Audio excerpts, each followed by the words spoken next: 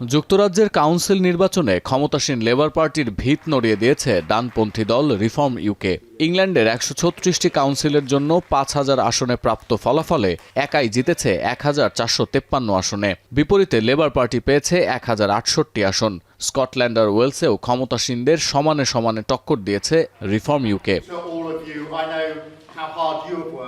ফলাফলের ধাক্কা সামলানো ছাড়াও এখন ক্ষমতায় টিকে থাকা ব্রিটিশ প্রধানমন্ত্রীর জন্য সবচেয়ে বড় চ্যালেঞ্জ। এই আভাস এবং আলটিমেটাম দুটোই পাওয়া গেছে সাবেক মন্ত্রী ক্যাথরিন ওয়েস্টের রেডিও 4-এর সাক্ষাৎকারে। সোমবারের মধ্যে দায়িত্ব না ছাড়লে স্টারমারকে চ্যালেঞ্জ জানাবেন বলে সাফ জানিয়েছেন লেবার পার্টির ক্যাথরিন। এই সাক্ষাৎকারের পর হইচই শুরু হয়েছে ওয়েস্টমিনিস্টারেও।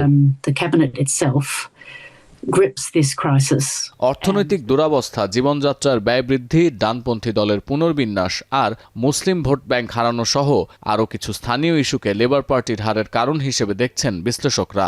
সাক্ষাৎকারে ক্যাথরিন বলছেন, লেবার পার্টির অনেক এমপি এই ফলাফল আশা করেননি।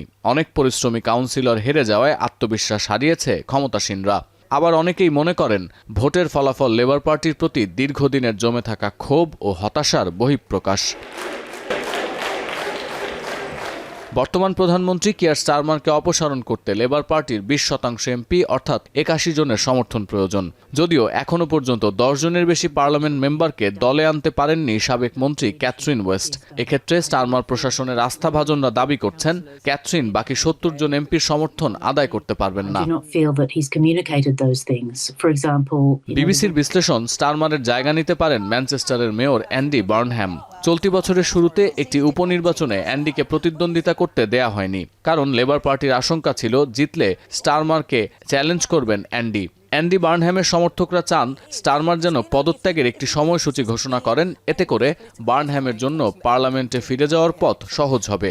আর এক্ষেত্রে একটি উপনির্বাচন প্রয়োজন হবে। কিন্তু এখনই সেই নির্বাচন হলে অ্যান্ডি বার্নহ্যাম সেখানে অংশ নিতে পারবেন না, কারণ তিনি পার্লামেন্ট মেম্বার নন।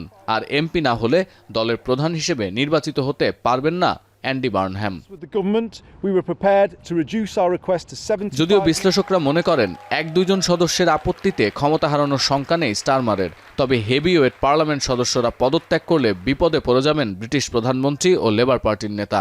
কারণ তখন অনেকেই স্টারমারের বিরুদ্ধে যাওয়ার আত্মবিশ্বাস এবং ভিত্তি পাবেন। প্রধানমন্ত্রীর বিরুদ্ধে আনা হতে পারে অনাস্থা প্রস্তাব বা ভোট অফ নো কনফিডেন্স। যদিও আগামী নির্বাচনে দলের নেতৃত্ব দেয়া এবং দ্বিতীয় মেয়াদে প্রধানমন্ত্রী হিসেবে দায়িত্ব পালন করার ব্যাপারে এখনও আত্মবিশ্বাসী কিয়ার স্টারমার। আগামী সোমবার বিশেষ এক ভাষণে নিজের লক্ষ্য স্পষ্ট করবেন তিনি। বুধবার পার্লামেন্টের নতুন অধিবেশনে আগামী বছরের পরিকল্পনা তুলে ধরবে লেবার পার্টি। সতীর্থ কর্মকার, এখন বিশ্ব।